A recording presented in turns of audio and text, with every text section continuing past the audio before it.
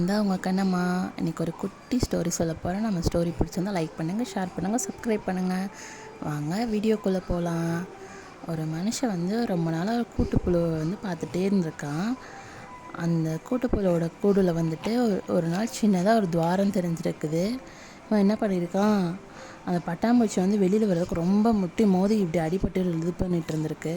இவன் அதுக்கு ஹெல்ப் பண்ணலாம் சொல்லிவிட்டு ஒரு சிசரை எடுத்துகிட்டு வந்து அந்த கூட்டுப்புழுவோட கூடை வந்து கட் பண்ணிட்டான்.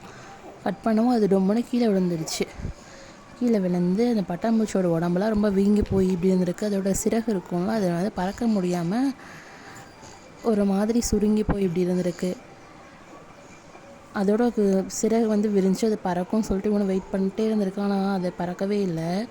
அந்த பட்டாம்பூச்சி எப்படின்னா புழு மாதிரி ஊர்ந்து ஊர்ந்து போயிட்டு இருந்திருக்கு.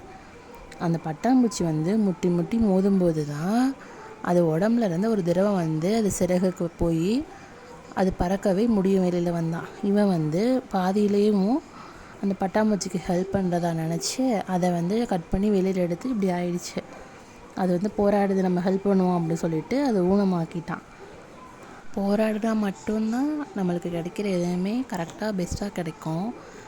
அதை விட்டுட்டு நம்ம போராடாமல் ஒருத்தரோட ஹெல்ப்பை கேட்டுட்டு அவங்கள டிபெண்ட் பண்ணி இருந்தோன்னா நம்ம லைஃப் அப்படியே தான் இருந்துரும். அதனால தான் போராடணும். நம்மளுக்கு ஒன்று தேவைன்னா நம்ம போராடி அதை ஜெயிச்சு வாங்கணும்.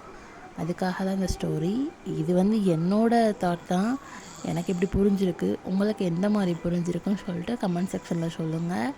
இப்போ வந்து உங்களுக்கு ஒருத்தர் நீங்கள் ஒரு கஷ்டப்படுறீங்கன்னு தெரிஞ்சு ஒரு ஹெல்ப் பண்ணுறேன்னு சொல்கிறாங்கன்னா உடனே நம்ம மேலே இறக்கப்படுறாங்க அப்படின்னு சொல்லி நினச்சி அக்செப்ட் பண்ணாமல் அவங்க எதனால் அந்த ஹெல்ப் பண்ணுறாங்க, அப்படி பண்ணனா அவங்களுக்கு என்ன கிடைக்கிது, நம்மளுக்கு என்ன கிடைக்கும், அதெல்லாம் யோசித்து பார்க்கணும். எதையுமே யோசிக்காமல் ஓகேன்னு சொல்லி அக்செப்ட் பண்ணோன்னா கடைசியில் நம்ம தான் அந்த பட்டாம்பூச்சி மாதிரி வெளியில் வந்து அப்படி சுற்றிட்டுருப்போம். அதே இது இல்லை என்னோட தான் நான் பார்த்துக்கிறேன், நான் கொஞ்சம் கஷ்டப்பட்டாலும் நான் சரியாகி நானாகவே வந்துக்கிறேன் அப்படின்னு நம்ம ஃபைட் பண்ணோன்னா வெளியில் வரும்போது நல்லா சிறகடிச்சு பறக்கலாம்.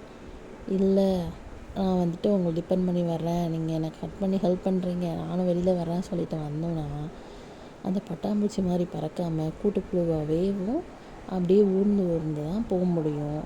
ஸோ இந்த கனமாவோட ஸ்டோரிஸ்லாம் வந்து உங்களுக்கு பிடிச்சிருந்தா லைக் பண்ணி, ஷேர் பண்ணி, சப்ஸ்கிரைப் பண்ணி இன்னொரு வீடியோவில் இதே மாதிரி ஒரு குட்டி ஸ்டோரியில் பார்க்குற வரை உங்கள்கிட்ட இருந்து விடைபெறுவது நான் தான் உங்கள் கண்ணம்மா. பாய், டாட்டா.